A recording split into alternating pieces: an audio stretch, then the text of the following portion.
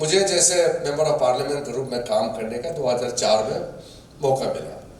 तो 2004 से 2009 तक as a opposition member of parliament रहा है। हर एक आदमी का रोल होता है, मैं मानता हूँ। आज मैं मंत्री हूँ तो मंत्री के रूप में काम कर रहा हूँ, लेकिन अगर कोई मंत्री भी नहीं है, इंडिविजुअल सिटीजन, एक इंसान होने के नाते उसका भी रोल होता है। कभी कभी हर चीज़ हम लोग एमएलए, एमपी, ऑफिसर को सब चीज़ बोलता है। बहुत सा चीज़ ऐसे होता है जो सिटीजन हम लोग खुद कर सकता है, आराम से कर सकता है।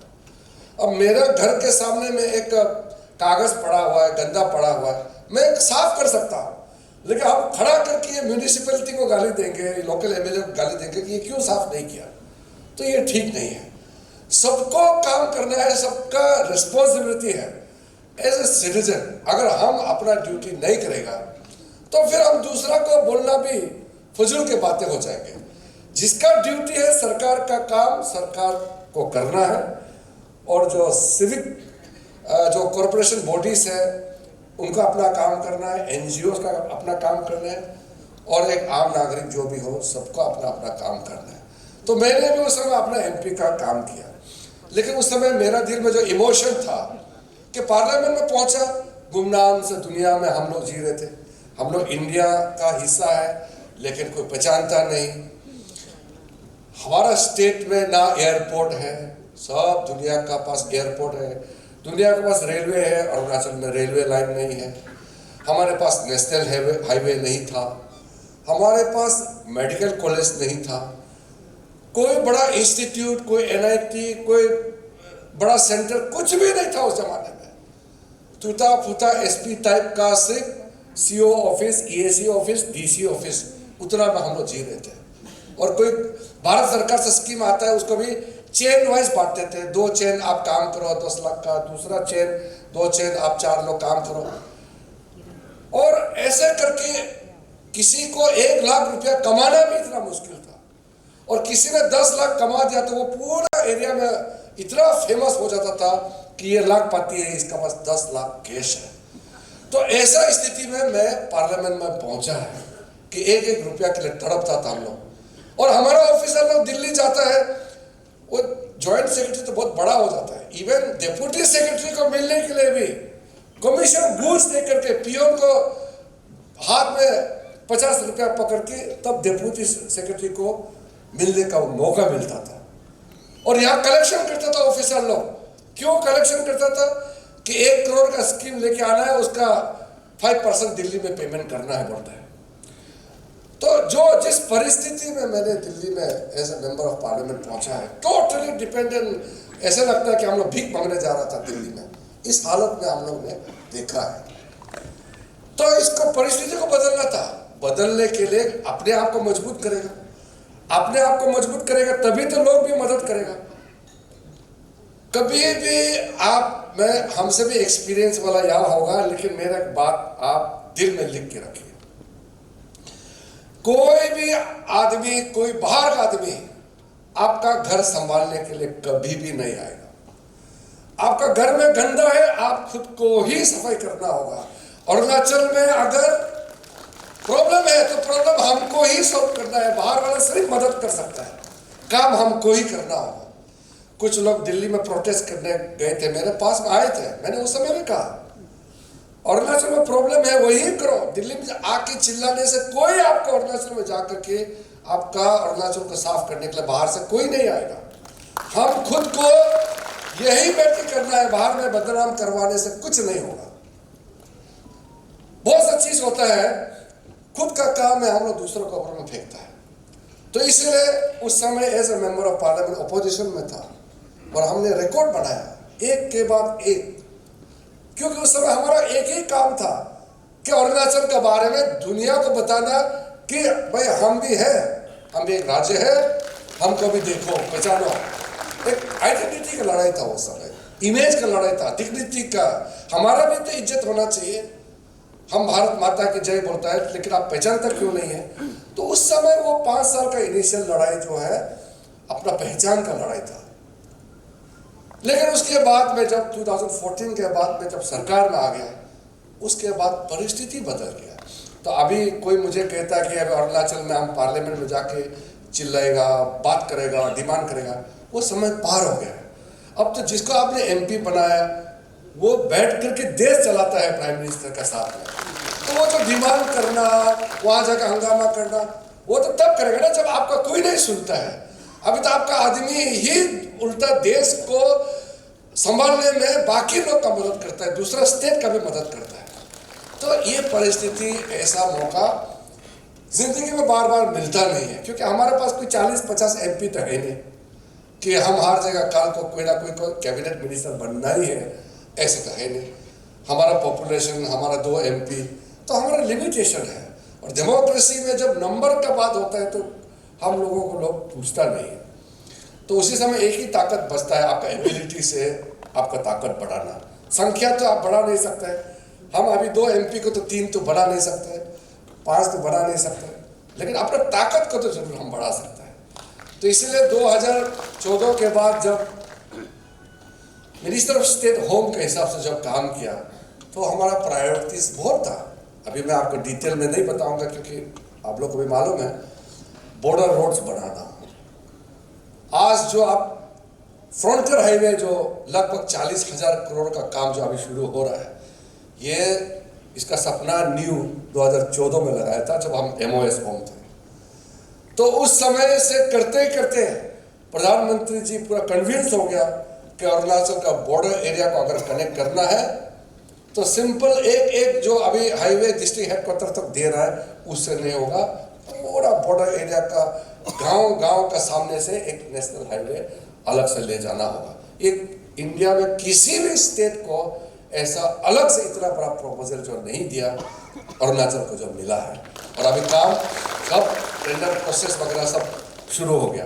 तो इसी प्रकार से उस समय का इतना काम, जैसे अभी फ्लड का समय में आप लोग देखता होगा NDRF कपड़ा पहन करके जो लोगों का रेस्क्यू करता है, इमरजेंसी में पानी डाइव लगाता है, ये सारा चीज़ हमने MOS होम होते समय सारा इस्टेब्लिश करके रख दिया था। कई चीज़ें अलग अलग इंस्टीट्यूट है, अभी इतना डिटेल में बताने का जरूरत नहीं है। तो मुझे पूर्ण रूप से इंडिपेंडेंट रूप काम करने का मौका मिला 19 के बाद, जब मैं यूथ अफेयर्स स्पोर्ट्स मंत्री बना। उस समय आयुष मिनिस्ट्री को भी मैं एडिशनल देखता था, और पासीघाट में हमारा एक सेंटर था, उसको फुल फ्लेज कॉलेज भी मेरा आयुष मिनिस्टर बनते ही पासीघाट में आयुष का ट्रेडिशनल मेडिसिन का फुल फ्लेज कॉलेज इस्टेब्लिश किया है। तो मैं अच्छा लगता है कि जब भी मुझे कुछ मौका मिलता है मैं चेंजेस लाना चाहता हूँ। तो उसी प्रकार से CM साहब ने जो बताया यूथ अफेयर्स स्पोर्ट्स का, तो आप लोग मालूम है, उसके बारे में ज़्यादा बोलने का जरूरत नहीं। अभी पूरा देश में खेल का हालत बहुत अलग स्तर पर पहुंच गया है। अभी हर डिस्ट्रिक्ट में आपको फिटनेस का भी एक सेंटर हर डिस्ट्रिक्ट हेडक्वार्टर में होगा। मैं MLA साहब लोग को तो मालूम है, बाकी लोग को भी बोलता हूँ, किसी न किसी जगह में है, आपको जाके देखना चाहिए। हर डिस्ट्रिक्ट हेडक्वार्टर 26, 2 डिस्ट्रिक्ट नया बना, वो तो इलेक्शन से पहले बना, उसको छोड़ के 26 डिस्ट्रिक्ट हेडक्वार्टर में फिटनेस का सेंटर है। और 54 स्कीम, कहीं मल्टीपर्पज हॉल बनाया, कहीं कुछ बनाया अलग से यूथ अफेयर्स स्पोर्ट्स मिनिस्ट्री से, जो 75 ईयर्स में नहीं हुआ वो 5 साल में अरुणाचल को दिया है। उसके अलावा अलग अलग मिनिस्ट्री से अलग अलग खेल का भी, स्कीम का भी अलग अलग से आता है। तो मैं अभी स्कीम गिनती करके बताने के लिए तो नहीं हूँ, लेकिन जस्ट एक रेफरेंस के हिसाब से बोलता हूँ कि जहाँ पे रहेगा काम करना। मैं लॉ एंड जस्टिस मंत्री रहा, और हमारा अरुणाचल के लिए हमेशा के लिए 3 हाईकोर्ट का जज अभी हमेशा अरुणाचल से रहेगा। तो अभी 3 जज इस वक्त अरुणाचल से, और ये मैंने ऐसा सिस्टम बना के किया कि ये परमानेंट हो गया कि ये 3 जज गुवाहाटी हाईकोर्ट में ये अरुणाचल ही रहेगा। कई चीज़ होता है, जैसे इंफ्रास्ट्रक्चर का बहुत सारी चीज़ें, लीगल अवेयरनेस वगैरह। तो जहाँ भी रहता है कुछ ना कुछ ऐसा काम करें ताकि लोग इसको याद करें। तो इलेक्शन से पहले मुझे फूड प्रोसेसिंग इंडस्ट्री का मंत्रालय भी मिला था, मैं अर्थ साइंस मंत्रालय भी संभाला। अभी अरुणाचल में जो बड़ा वेदर रीडिंग का स्टेशन अभी सब जो अभी हम लोग इंस्टॉल कर रहा है, ये सब हम अर्थ साइंस मंत्रालय में रहते समय करके किया। और कुछ समय फूड प्रोसेसिंग इंडस्ट्री देख रहा था, उसका भी सारा ब्लूप्रिंट, भले मैं अभी फूड प्रोसेसिंग इंडस्ट्री नहीं है, लेकिन है कैबिनेट में, हम लोग कैबिनेट ही निर्णय करता है, प्रपोजल मंत्री देता है, मगर उसका पास जो भी है वो कैबिनेट करता है। तो वो सब पूरा आगे आने वाला दिनों में ये अरुणाचल के लिए फूड प्रोसेसिंग इंडस्ट्रीज में बहुत कुछ यहाँ काम आने वाला है। अब जो मंत्रालय मुझे आज मिला है, ये माइनॉरिटी अफेयर्स जो है, ये हमारे लिए जो भी काम होने वाला है वो कल अभी सीएम साहब ने भी रिक्वेस्ट किया, कल पार्टी का एक मीटिंग है हमारा, उसके बाद क्योंकि आज हमारे दोनों कलीग्स हैं और पीयूष गोयल साहब को मैंने बोला आप रिव्यू मीटिंग पर आज ले लीजिए। कल मैं अपना डिपार्टमेंट के साथ में यहाँ रिव्यू करूँगा। मैं अभी इसमें इतना ही बताऊँगा कि जो मैं 1 साल के अंदर में अरुणाचल प्रदेश के लिए जो स्कीम करने वाला हूँ वो आपको मैं 1 साल बाद पूरा बताऊँगा, तब आपको मालूम होगा कि मैं माइनॉरिटी अफेयर्स मंत्री बनने का हमारा स्टेट के लिए क्या मतलब है, आपको पता चलेगा। तो कई चीज़ है, इसका एक अपना अपना जिम्मेदारी होता है, उसके हिसाब से हम काम करेंगे। मैं सिर्फ 1-2 जो कहते हैं गोल्डन वर्ड्स आप मान लीजिए मैं कहना चाहता हूँ, जो हमारा स्टेट के लिए आगे ले जाने के लिए बहुत काम आएगा। देखिए, आज सबसे बड़ा चैलेंज क्या है युवाओं के लिए? एम्प्लॉयमेंट। सब कहते हैं ना कि एम्प्लॉयमेंट सबसे बड़ा प्रॉब्लम है। वो जमाना हमने देखा है जब ढूंढ ढूंढ के नौकरी देता था, क्योंकि पढ़ा लिखा आदमी था नहीं, ढूंढ ढूंढ के अगर क्लास 5 पास है, 6 पास है, जल्दी आ जाओ ये नौकरी करो, ढूंढ के देना पड़ता था। आज जमाना बदल चुका है। आज नौकरी डिग्री से नहीं मिलता है। डिग्री तो क्वालिफिकेशन के लिए है कि आप उस योग बन गया है, लेकिन आपको नौकरी मिलेगा आपका स्किल से, और उसके लिए अपॉर्चुनिटी कैसे लाना है, ये हमारे लिए सबसे बड़ा चैलेंज है। लगभग हर एक आदमी अपना बच्चों को पढ़ाता ही आजकल, तो गरीब से गरीब आदमी भी बच्चा को तो पढ़ेगा ही पढ़ेगा। अगर बहुत ज़्यादा नहीं पढ़ा सकता है तो भी वो चाहता है कि हमारा बच्चा आगे जाकर के कुछ बने। लेकिन ये होगा कैसे? बोलने से तो होगा नहीं, नौकरी चाहिए बोलने से तो होगा नहीं। आज तो हमारा यहाँ युवा नहीं, कभी युवा सम्मेलन में मैं कहना चाहता हूँ, कुछ तो हम लोग अपना नज़रिया, काम करने का तरीका को भी बदलना होगा, और कुछ अपॉर्चुनिटीज हमको क्रिएट करना होगा। नौकरी कैसे पैदा होता है? नौकरी तो सरकार कितना नौकरी दे सकता है? सरकार अरुणाचल में तो सरकार ने जितना नौकरी दिया है वो एवरेज जितना होना चाहिए उससे डबल से भी ज्यादा हो चुका है। मतलब गवर्नमेंट का जो पैसा है वो तो पब्लिक के लिए होता है ना, वो सैलरी में देगा तो फिर डेवलपमेंट कैसे करेगा? गवर्नमेंट का पैसा से दवाई भी खरीदना है, रास्ता भी बनाना है, बिजली भी पैदा करना है, चावल भी खिलाना है, मेंटेनेंस करना है। सारा गवर्नमेंट का पैसा जो है गवर्नमेंट नौकरी करने वालों को दरमा दे के रख देगा, तो स्टेट को कौन चलाएगा? आज गवर्नमेंट का सैलरी कंपोनेंट इतना ज्यादा है अरुणाचल में, क्योंकि जिसको भी मंत्री बनाता है, डायरेक्टर बनाता है, चीफ इंजीनियर बनाता है, प्रेशर इतना आता है आपका रिलेटिव फैमिली से कि आप अभी चीफ इंजीनियर बन गया है, अपना किसी आदमी को किसी तरह से पियोन में डाल दो, किसी को आप एलडीसी डाल दो। इसमें तो बहुत गड़बड़ भी होता है। देखो, प्रेशर इतना ज्यादा है कि इलीगल काम करने लग जाता है आदमी। अभी भी मैंने सुना है कुछ इलेक्शन से पहले, और कई केस सामने में आया कि इलीगल अपॉइंटमेंट हुआ है डिपार्टमेंट में। कभी कभी तो मजबूरी में इलेक्शन का दृष्टि से इलेक्शन का कोई फायदा उठाने के लिए भी लीडर लोग ये करता है। लेकिन जब से एसएसबी बना है काफी गवर्नमेंट से प्रेशर जो उठ गया है। लेकिन सच्चा में देखा जाएगा तो गवर्नमेंट नौकरी पैदा करने के लिए नहीं होता है, गवर्नमेंट अपॉर्चुनिटीज क्रिएट करता है, और वहां जो प्लेयर होता है वो नौकरी पैदा करता है। इसलिए नौकरी, जो गवर्नमेंट नौकरी भी बोर्ड कमीशन के माध्यम से ही होना चाहिए। हम लोग मंत्री, एमएलए, मिनिस्टर बनाए नौकरी देने के लिए नहीं, नौकरी क्रिएट करने के लिए। हम अगर हमको नहीं मालूम ना कौन बेस्ट टीचर होगा, वो तो जो कमीशन में जो एक्सपर्ट लोग उसको मालूम है। तो इसीलिए जो एम्प्लॉयमेंट का प्रॉब्लम है, अनएम्प्लॉयमेंट को लेकर के जो इशू आगे आने वाले दिनों में और बढ़ने वाला है, आप लोग देख लीजिए। हर साल कितना ग्रेजुएट्स और आ रहा है, कितना लोग अलग अलग वोकेशनल ट्रेनिंग पास करके आ रहा है। ये जो चैलेंजेस है उसको फुलफिल करने के लिए सबसे बड़ा तरीका है हम लोग को अपॉर्चुनिटीज क्रिएट करना। आज हमारा अरुणाचल प्रदेश में कोई भी बाहर से इन्वेस्टमेंट करने के लिए, बड़ा कारखाना लगाने के लिए क्यों नहीं आता? कई कारण है, उतना लंबा बोलने का जरूरत नहीं, लेकिन एक तो कोई आदमी 1 लाख करोड़ अरुणाचल में इन्वेस्ट करेगा नहीं, क्योंकि जमीन तो हम लोग दे नहीं सकता, ये तो ट्राइबल स्टेट है। तो यहां अभी हर स्टेट का चीफ मिनिस्टर लोग का कंपटीशन है। आंध्र प्रदेश सीएम बोलता है कि मेरा यहाँ 1 लाख करोड़ इन्वेस्ट करो, हम जमीन फ्री में देगा, पानी बिजली सब कुछ फ्री देगा। अबे पेमा खांडू साहब डिक्लेयर कर देगा कि फैक्ट्री लगाओ, जमीन फ्री देगा, बोले से तो पेमा खांडू साहब को हटा देगा चीफ मिनिस्टर पोस्ट से यहाँ पे, क्योंकि यहाँ माहौल बना नहीं अभी। क्योंकि लोगों को एक तो नौकरी चाहिए बोलता है, फिर बोलता है हम जमीन नहीं देगा, बोलते रास्ता बनाओ, बोलता है फिर रास्ता मेरा खेती से मत बनाओ, बोलता है। तो हम बीच में फंसे हुए हैं। तो इसलिए हमारा पास रेस्ट्रिक्शन भी इतना ज्यादा है और डिमांड भी इतना ज्यादा है, उस प्रेशर में सरकार को काम करना पड़ता है। आज के दिन में अगर बड़ा बड़ा हाइड्रो प्रोजेक्ट या कोई मैन्युफैक्चरिंग यूनिट 1 लाख करोड़ का अगर लग जाए हमारा अरुणाचल प्रदेश में, उसमें लगभग 20,000 युवाओं को नौकरी एक ही उसमें दे सकते हैं, क्योंकि हमारा पॉपुलेशन कम है।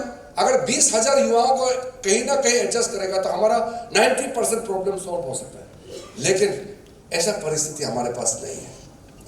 इवन इंडस्ट्रियल कॉरिडोर जोन बनाना भी अरुणाचल में इतना प्रॉब्लम है, क्योंकि लैंड जो है हमारा ट्राइबल का राइट्स है, यहाँ हम लैंड सेल कर ही नहीं सकते बाहर का आदमी को। तो जब बाहर आदमी को हम इन्वेस्टमेंट करने के लिए जमीन नहीं दे सकता है, तो फिर क्या इंसेंटिव है हम लोगों को इन्वाइट करने के लिए? इसलिए चीफ मिनिस्टर का कंपटीशन होता है कि कौन ज्यादा इंडस्ट्रियलिस्ट इन्वेस्टर का अपना स्टेट में बुला सकता है। तो हमारा सीएम साहब बुला ही नहीं सकता है, सिर्फ पब्लिक सेक्टर यूनिट और 1-2 बड़ा जो कोई हाइड्रो पावर का कोई जो कंपनी वगैरह होगा उनको बात कर सकता है। और नौकरी क्रिएट करने के लिए तो ज्यादातर तो प्राइवेट ही कर सकता है। और 1-2 लोग आता है बस, ये फेरोई स्टील बनाने का टर्शियरी एक्ट है, वो काम करेगा आता है, उसमें लोकल कॉन्ट्रैक्टर के साथ पार्टनरशिप करके छोटा मोटा लगाता है, उससे मुश्किल से 40-50 नौकरी पैदा कर पाता है। तो इसीलिए अब अरुणाचल को फ्रेंडली बनाने के लिए कम से कम अगर हम जमीन का लॉ नहीं बदल सकता है, हम अपने बिहेवियर को तो चेंज कर सकते हैं। हम इतना तो करें कि कल को कोई इन्वेस्टर ईटानगर में आएगा, कोई भी ऑफिसर भारत सरकार का हो या कहीं का भी हो, जब ईटानगर में आएगा या अरुणाचल का किसी डिस्ट्रिक्ट में जाएगा, उसको फील होना चाहिए कि भले लोकल कानून स्ट्रॉन्ग है मगर यहाँ के लोग बहुत अच्छे हैं, मैं एक्स्ट्रा पैसा लगाऊंगा लेकिन मैं अरुणाचल में ही पैसा लगेगा, ऐसा फीलिंग हम लोग कराना पड़ेगा हमारा बिहेवियर से। अगर हम आते पहुंचते साथ साथ तुम कहाँ से आया, तुम यहाँ क्या करने आया, हम सीधा क्वेश्चन करेगा तो फिर जो सोचता है वो भी बदल जाएगा और चला जाएगा, बोले यहाँ तो हम क्यों रहेगा भाई, इतना हमको धमकी दे रहा है। हम लोग का बिहेवियर, हम लोग का कैरेक्टर ही हमारा फ्यूचर को तय करेगा। आप ये लिख के रखें।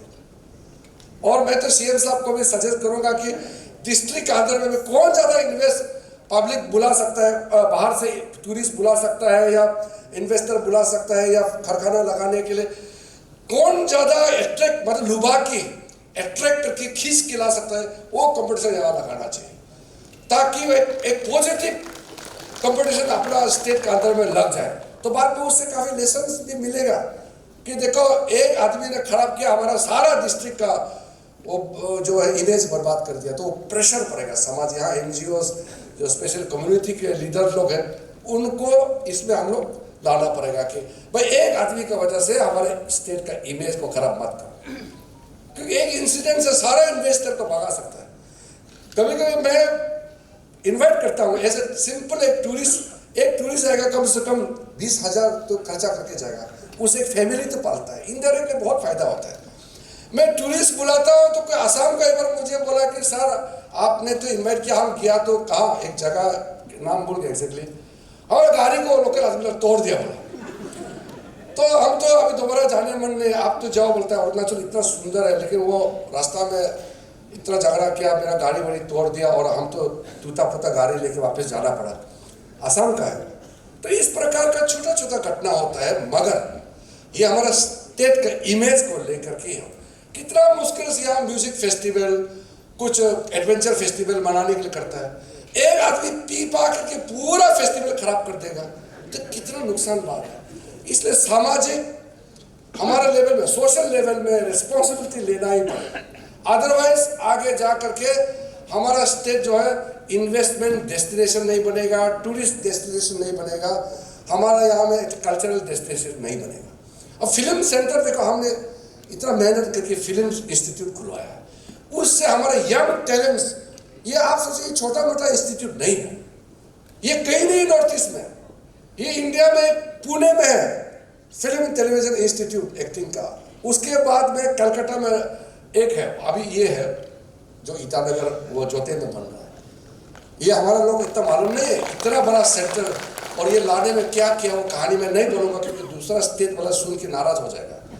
कितना मुश्किल से हम लाया है, लेकिन इससे जो टैलेंट आने वाला आर्ट, कल्चर, ड्रामा, ड्रामेटिक्स वगैरह में अभी अरुणाचल का टैलेंट निकल रहा है धीरे धीरे।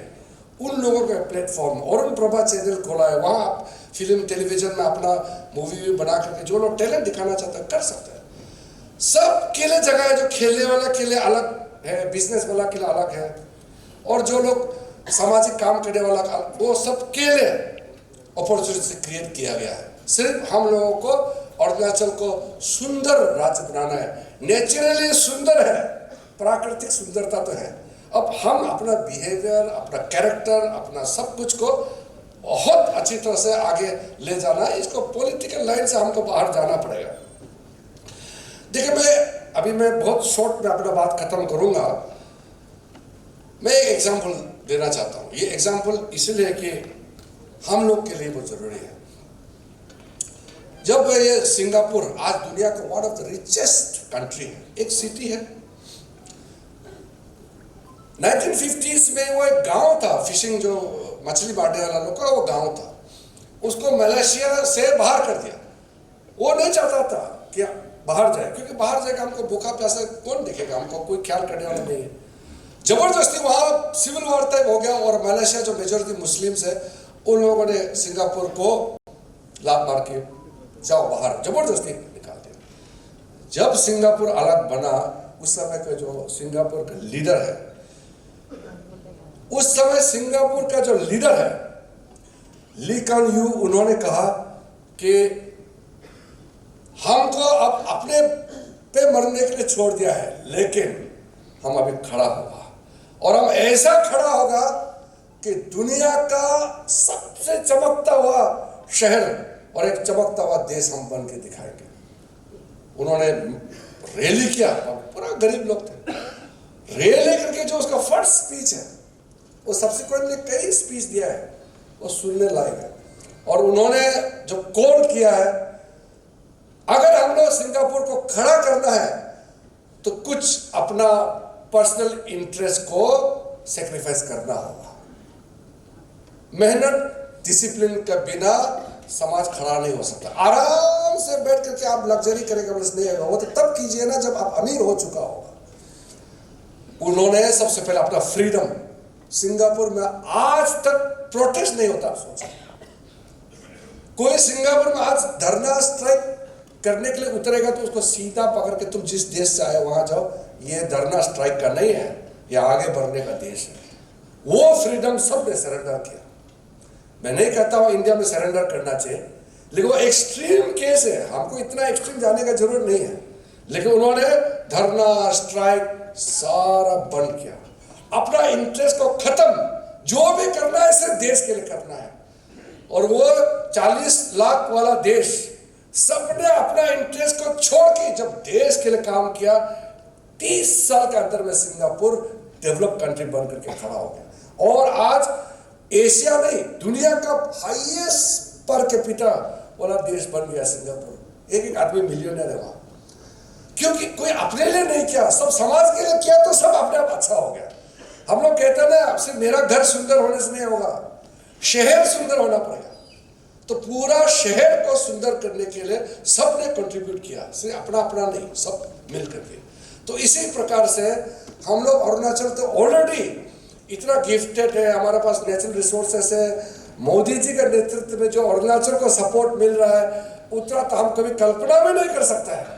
अब अरुणाचल आदमी अगर सोचने लग जाएगा कि अब हम अरुणाचल को बनाएंगे, तो अरुणाचल को आगे बढ़ने में कोई ताकत हमको रोक नहीं सकते हैं। इसलिए ये खास करके युवाओं को, आपका एनर्जी को अरुणाचल को बनाने में आप यूज कीजिए। पूरा एनर्जी को हम बंद, कोल, धरना, स्ट्राइक, धमकी, इसमें बिल्कुल हमको वेस्टेज नहीं करना है, क्योंकि उससे स्टेट आगे नहीं बढ़ेगा। अगर करप्शन होता है प्रोटेस्ट कीजिए, तोड़ फोड़ करके नहीं। डेमोक्रेसी है, प्रोटेस्ट होना चाहिए। चीफ मिनिस्टर खुद ही कमिटमेंट दे चुका है कि करप्शन को टॉलरेंस नहीं करेंगे। आप आरटीआई के माध्यम से, अलग अलग माध्यम से जो भी मिलता है बिल्कुल आप पब्लिक के सामने में लाइए। अगर गवर्नमेंट एक्शन नहीं लेता है तो पब्लिक प्रोटेस्ट करना चाहिए। गवर्नमेंट इतना प्रोएक्टिवली काम कर रहा है, पहले तो कहाँ होता था। अभी तो हमारे चीफ मिनिस्टर लेवल से लेकर के पूरा डिपार्टमेंट में इतना विजिलेंट है और गड़बड़ करने से भी पकड़ लेता है और एक्शन भी हो रहा है। तो ऐसे समय में जो हमारा ताकत है, हमारा यूथ फोर्स, अरुणाचल का ताकत, हमारा भविष्य का ताकत हमारा युवा है। तो हमारे युवा का जो एनर्जी है, उस एनर्जी को अरुणाचल को बढ़ाने में इस्तेमाल करना चाहता हूं, अरुणाचल को बिगाड़ने के लिए नहीं। और यूथ फोर्स बिगड़ गया तो भविष्य खत्म। यूथ फोर्स पॉजिटिवली आगे बढ़ा तो अरुणाचल आबाद हो जाएगा। ये बहुत बड़ा बात है। हम लोग, मेरे पास कितना एनजीओ आता है, कभी कभी 4-5 आदमी मिलके भी एक नाम रखता है, ऑल अरुणाचल प्रदेश वेलफेयर कुछ करके आ जाते हैं। अभी तो कोई को तो अरुणाचल पार हो गया, 4-5 यहाँ एक कॉलोनी का है, बोलता है कि all North East welfare organisation करके आ जाता है तो ये इस एक कॉलोनी का 4-5 लोग। तो ये क्या होता है, इससे कुछ फायदा नहीं। आपका टैलेंट और आपका कोई बड़ा योगदान नहीं होता इसमें। ये वेस्टेज है, आपका भी समय बर्बाद है और समाज का भी। उसके बदले में काम करो। मैं तो कई बार बोल चुका हूँ, अरुणाचल आदमी तो लकी है, सबको बस जमीन है। जॉबलेस मत बनो। ठीक है, आप इंजीनियरिंग पढ़ाई किया, आपको नौकरी नहीं मिला तो आप एजुकेटेड अनएम्प्लॉयड बोल सकते हैं। जॉबलेस मत बनो, कुछ ना कुछ काम जरूर है सबके पास, बस मेहनत करना है। अगर हम ये बोलेगा कि मैं तो क्लास 12 पास हूँ, मैं ईटा नहीं पकड़ूंगा, मैं तो क्लास 12 पास हो चुका हूँ, मैं इलेक्ट्रिक वायर को मैं नहीं छूऊंगा, मैं इलेक्ट्रिक पोल को कंधा में नहीं रखूंगा, अगर ये बोलेगा तो फिर आपके लिए कोई जवाब नहीं है। इसलिए मैं अभी देखो, मैं मिनिस्टर होने के नाते, अगर मैं एक कंप्यूटर ग्राफिक डिजाइनर चाहिए मेरा ऑफिस में, मैं एक अरुणाचली लड़का को एम्प्लॉय करना चाहता हूँ, नहीं मिलता है, तो मुझे मजबूरन से दूसरा को लाना पड़ेगा। तो एम्प्लॉयबिलिटी का दृष्टि से आप अलग अलग रास्ता चुनिए, आप एम्प्लॉयड हो जाएगा। लेकिन वो छोड़ के हम लोग ग्रुप बना करके, धमकी दे करके, वो किसी मिनिस्टर से काम लेने के लिए हम आरटीआई फाइल करेगा, फिर धमकी देगा कि आप काम देगा तो हम आरटीआई विड्रॉ करेगा, ऐसे बोलने से तो होगा नहीं। लेकिन आरटीआई करने वाला भी प्रोफेशनली आरटीआई करना चाहिए। और सिविल सोसाइटी का नाम से जो लोग काम करते हैं, बहुत अच्छी बात है। मैं तो हमेशा ये मानता हूँ कि डेमोक्रेटिकली आवाज हर जगह में उठना चाहिए। हम सिंगापुर जितना स्ट्रिक्ट हो, हम ये नहीं मानते। ये वेस्टर्न वर्ल्ड हमको लेक्चर देता है ना, डेमोक्रेसी, लिबर्टी, सेकुलरिज्म। आपको मालूम है अमेरिका में महिलाओं का और जो ब्लैक्स है, अफ्रीका से जो आया, इनका वोटिंग राइट 60s के बाद मिला है। पहले तो गोरे लोग जो व्हाइट्स है वो ही वोट देते थे। हम लोग जैसे आदमी जो बाहर से आने वाला तो वोटिंग राइट तक नहीं था। इंग्लैंड में हमको 200 साल जो चलाया इंडिया को, इंग्लैंड में 60s तक भी कलर्ड लोगों को, महिलाओं को वोटिंग राइट नहीं था। इतना स्ट्रिक्टली, इतना अमीर होने के बाद तब इन्होंने खोला है ये डेमोक्रेसी, ये जो लिबर्टी वगैरह। हम तो जब से आज़ादी मिला तब से फ्रीडम एकदम, जो कोई यहाँ किसी को पाबंदी नहीं है, सब बोल सकता है, सब वोट डाल सकता है। तो कभी कभी जरूरत से ज़्यादा आज़ादी टाइम से पहले भी ठीक नहीं है। कुछ डिसिप्लिन, कुछ मेंटेन समाज में चाहिए। बच्चा भी जब तक वो क्लास 3 पास नहीं होता है, उसको गाइड करना पड़ेगा। क्लास 6 में ही तुम जो पढ़ना है करो, तुम जहाँ घूमने घूमो। 1 लाख पॉकेट में, 5 साल का बच्चा को पॉकेट में डाल देगा तो वो तो बर्बाद कर देगा। उसको तो नहीं मालूम, इसलिए गाइडेंस तो चाहिए ही चाहिए। इसलिए जो हमारा भविष्य, जो फ्यूचर जनरेशन है, उसको लेकर के मेरा हमेशा चिंता रहता है। कभी कोई यूनिवर्सिटी में हम एड्रेस करेंगे तो इसका हम थोड़ा विस्तार से चर्चा जरूर करेंगे। अंत में समाज में पॉजिटिविटी बहुत जरूरी है। देखिए, मैंने आगे में तर्ज किया कि मोदी जी के नेतृत्व में अरुणाचल के इतना काम किया। मैंने बताया ना, मैं जब MP बना तो हम 70% पैदल चल के कैंपेन किया और 30% गाड़ी था। आज हम 1% भी पैदल नहीं चल रहा है। पेमा खांडू साहब जब चीफ मिनिस्टर बना तब से लेकर के हमारा 5 गुना अरुणाचल के internal income resources revenue generation बढ़ गया। कितना डिस्ट्रिक्ट में पक्का सेक्रेटरीट बिल्डिंग बन गया, ये बन गया, वो बन गया, इतना ज्यादा हो गया। लेकिन निगेटिविटी इतना ज्यादा डाल देता है कि जो अच्छा चीज का सेलिब्रेशन करने का मौका भी नहीं मिलता है। लाइफ देखिए, एक जिंदगी है, एक जिंदगी है, थोड़ा एंजॉयमेंट करके जीना चाहिए। हर दिन गाला गाली में हम जीते रहेंगे तो लाइफ जिएगा कब?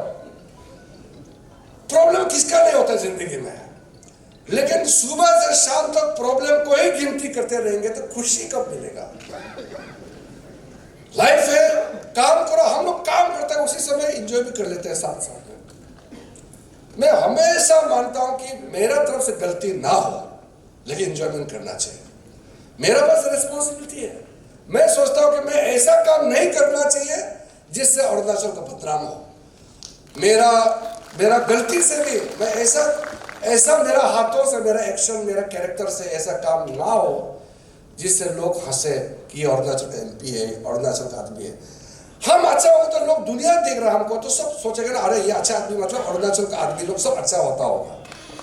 तो मेरा वजह से हम अच्छा चीज लाना चाहते हैं, तो इसका मतलब हम पॉजिटिव चीज को बाहर लाना चाहते हैं। लाइफ में अच्छा चीज का सेलिब्रेशन बहुत जरूरी होता है।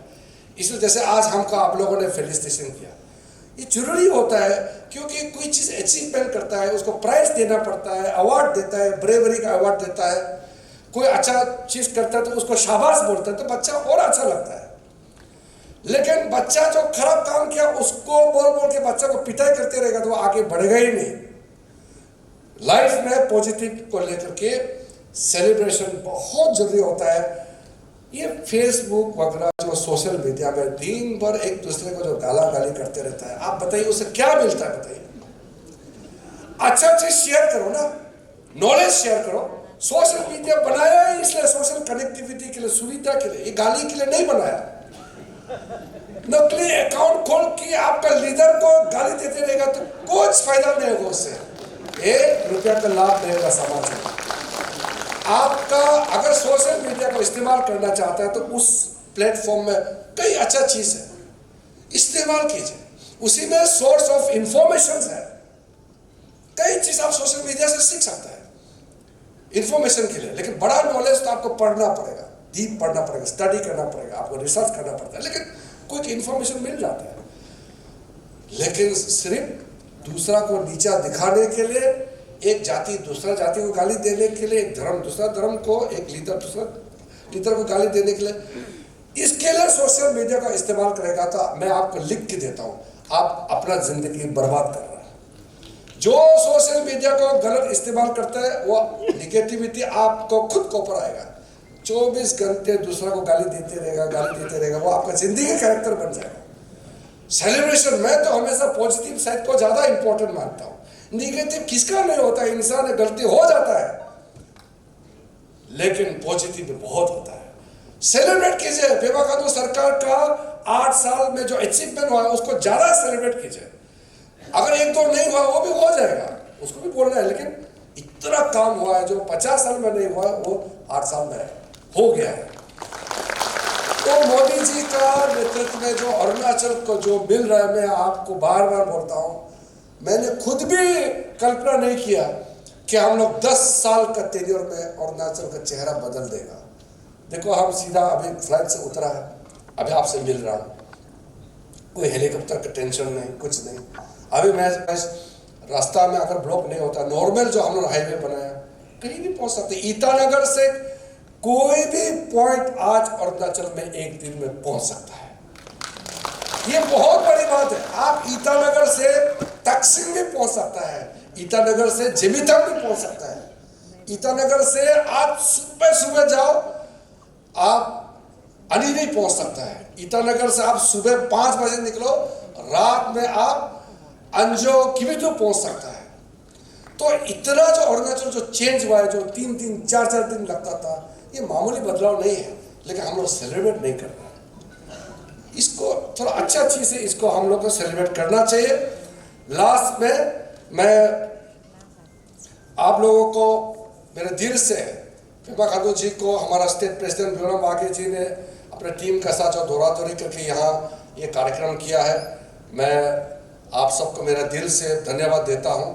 और आखिरी में मेरा एक ही मैसेज है, इलेक्शन हो गया, पॉलिटिकल बैटल जो होता है वो इलेक्शन के लिए होता है, वो हो गया। अब हम लोगों को डेवलपमेंट करना है। मैंने कभी भी मेरे ज़िंदगी में मेरे खिलाफ जो चुनाव लड़ता है उसके बारे में मैं बात करता ही नहीं हूँ। ये मेरा सोच में भी नहीं है, मेरे कैरेक्टर में भी नहीं है। क्यों, मैं दुश्मन थोड़ी है। हम डेवलपमेंट कौन ज़्यादा कर सकता है, उसी का ही हम लोग का कंपटीशन है। इसमें थोड़े ना हम उसको एकदम मर्डर करेगा और बर्बाद कर देगा, इसका लड़ाई तो नहीं है ना। इसलिए जितना इशू मेरा खिलाफ मैं बोला है इस बार इलेक्शन में, मैं बिल्कुल उसको खराब नहीं पाता हूँ और मैंने जवाब भी नहीं दिया। पर्सनली मैं बोलता हूँ, एक जो 1 to 1 मिलता है तो मैं तो थोड़ा सा आउटस्पोकन है, जो आपको अच्छा नहीं लगता मैं बोल देता हूँ। लेकिन जो कॉमनली जो पब्लिक का कंजम्पशन के लिए मैं कभी भी नहीं बोलता। जो भी इशू इस बार मेरे खिलाफ में इलेक्शन में बोला है, मैं अभी भूल चुका हूँ और उस समय भी मैं दिल में नहीं रखता हूँ। मेरा इशू नहीं था। आप लोग देखा होगा इस बार इलेक्शन में जो मेरा खिलाफ चुनाव में जो बोला था, वो मेरे से कोई लेन देन नहीं था, लेकिन सब इशू बनाया। फिर भी हमने उसको ग्रेसफुली एक्सेप्ट किया। क्यों? क्योंकि मैं ये सोचता हूँ कि पब्लिक ने प्यार करके, ब्लेसिंग करके नेता बनाया, तो भले इशू मेरा हो या ना हो, मुझे नहीं बोलेगा तो किसका बोलेगा, इसलिए मैं एक्सेप्ट कर लेता। डायरेक्टली हमसे रिलेटेड नहीं हो सकता है, लेकिन मैं सोचता हूँ कि जब बड़ा पेड़ होता है तो छत्र छाया में काफ़ी लोग होता है, तो उसको सुनना पड़ता है, देखना पड़ता है। और अंत में मैं अपना गवर्नमेंट के सीएम साहब, डिप्टी सीएम साहब दोनों का तालमेल में जो चल रहा है और उनके कैबिनेट साथी काफ़ी यहाँ है, सीनियर लीडर है, मैं कमिटमेंट देना चाहता हूँ कि जो 2024 तक भारत सरकार से जो जितना समर्थन, जो मदद मिला है, आगे एकदम डबल उससे भी ज़्यादा समर्थन भारत सरकार से मिलेगा। मुझे इतना बड़ा जिम्मेदारी दिया है, तो मेरा रोल देश को सेवा करते करते अपना प्रदेश को और आगे ले जाने का कमिटमेंट के साथ आप सबको फिर से बहुत बहुत धन्यवाद। जय हिंद।